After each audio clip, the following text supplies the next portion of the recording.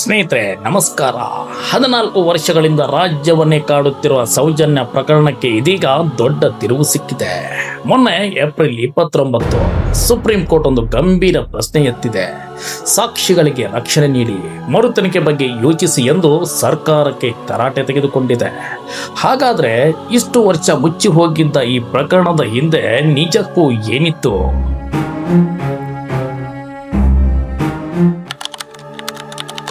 October 9, 2012 Dakshina Kannada ಜಿಲ್ಲೆಯ Belthangady taluk ಉಜಿರೆಯ SDM ಕಾಲೇಜಿನಲ್ಲಿ ಓದುತ್ತಿದ್ದ 17 ವರ್ಷದ ವಿದ್ಯಾರ್ಥಿನಿ ಈ ಸೌಜನ್ಯ ಎಂದಿನಂತೆ ಸಂಜೆ ಕಾಲೇಜ್ ಮುಗಿಸಿ ಪಾಂಗಾಳದಲ್ಲಿರುವ ತನ್ನ ಮನೆಗೆ ಹೊರಟಿರ್ತಾಳೆ.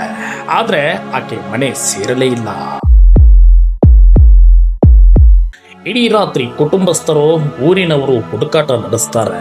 ಮರುದಿನ ಅಂದರೆ ಅಕ್ಟೋಬರ್ 10 ಧರ್ಮಸ್ಥಳ ಸಮೀಪದ ನೇತ್ರಾವತಿ ನದಿಯ ಸ್ನಾನಘಟ್ಟದ ಬಳಿಯ ಮನ್ನಗುಂಡಿ ಎಂಬ ನಿರ್ಜನ ಪ್ರದೇಶದಲ್ಲಿ ಸೌಜನ್ಯಳ ಮೃತದೇಹ ಪತ್ತೆಯಾಗುತ್ತೆ. ಆಕೆಯ ಮೇಲೆ ಅಮಾನುಷವಾಗಿ ಅತ್ಯಾಚಾರವೆಸಗಿ ಬರ್ಬರವಾಗಿ ಕೊಲೆ ಮಾಡಲಾಗಿತ್ತು.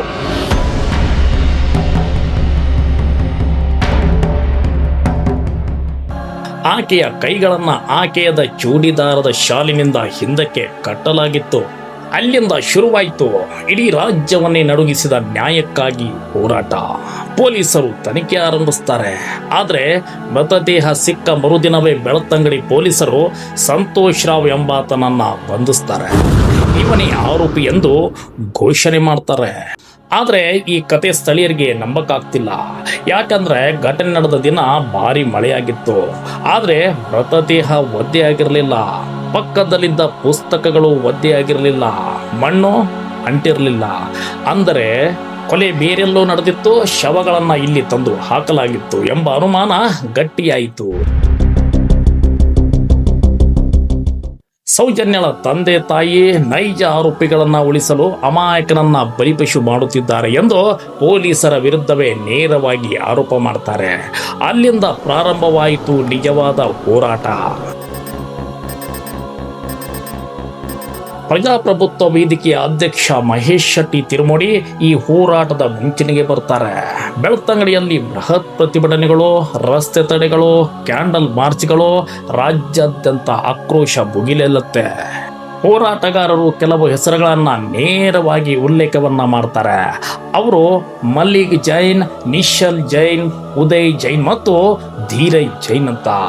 ಇವರೇ ನೈಜ ಆರೋಪಿಗಳು, ಇವರು ಪ್ರಭಾವಿಗಳು, ಪೊಲೀಸರು ಸಾಕ್ಷ್ಯ ನಾಶ ಮಾಡಿದ್ದಾರೆ ಎಂಬ ಗಂಭೀರ ಆರೋಪ ಕೇಳಿಬರುತ್ತೆ. ಪ್ರಕರಣವನ್ನ ನಂತರ CIDಗೆ ಹಸ್ತಾಂತರಿಸಲಾಯಿತು. ಆದರೆ CID ಕೂಡ ಅದೇ ಹಳೆಯ ಕಥೆಯನ್ನ ಮುಂದುವರಿಸುತ್ತೆ. ಸಂತೋಷ್ ರಾವ್ ಮಾತ್ರ ಆರೋಪಿ ಎಂದು ವರದಿ ನೀಡುತ್ತೆ. ಕುಟುಂಬ ಇದನ್ನು ಸಕಟವಾಗಿ ತಿರಸ್ಕರಣೆ ಮಾಡುತ್ತೆ. ಕೊನೆಗೆ 2013 ನವೆಂಬರ್ನಲ್ಲಿ ಪ್ರಕರಣವನ್ನ CBIಗೆ ನೀಡಲಾಯಿತು. ಇಡೀ ರಾಜ್ಯಕ್ಕೆ ಆಶೆ ಮೂಡಿತ್ತು, ಈಗ ನ್ಯಾಯ ಸಿಗ್ಬೋದು ಎಂದು. ಆದರೆ CBI ಕೂಡ ಹೊಸ ಸಾಕ್ಷ್ಯ ತರಲಿಲ್ಲ. ಅದೇ ಸಂತೋಷ್ ರಾವ್ ವಿರುದ್ಧ ಚಾರ್ಜ್ ಶೀಟ್ ಸಲ್ಲಿಸುತ್ತೆ. 11 ವರ್ಷಗಳ ಕಾನೂನು ಹೋರಾಟ ಬಳಿಕ 2023 ಜೂನ್ 16 CBI ವಿಶೇಷ ನ್ಯಾಯಾಲಯ ಸಂತೋಷ್ ರಾವ್ನನ್ನ ಸಂಪೂರ್ಣವಾಗಿ ಖುಲಾಸೆಗೊಳಿಸಿಬಿಡುತ್ತೆ.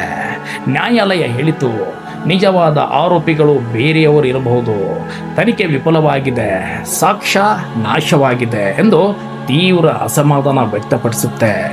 ಅದರೊಂದಿಗೆ ಒಬ್ಬ ಅಮಾಯಕ 11 ವರ್ಷ ಜೈಲಿನಲ್ಲಿ ಕಳೆದ ಬಳಿಕ ಬಿಡುಗಡೆ ಹೊಂತಾನೆ.